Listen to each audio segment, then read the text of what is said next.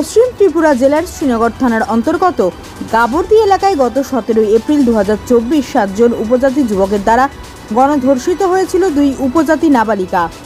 ঘটনার পরদিন শ্রীনগর থানার পুলিশ অভিযুক্ত 7 জনের মধ্যে 3 জনকে গ্রেফতার করেছিল।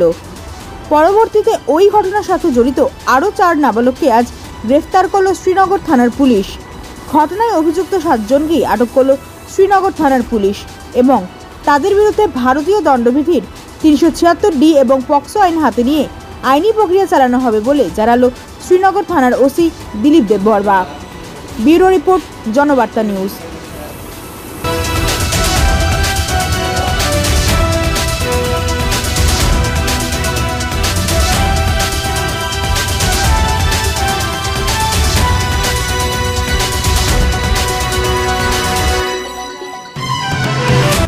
কতজন এখন অবধি আপনারা জালে তুলতে পারছেন?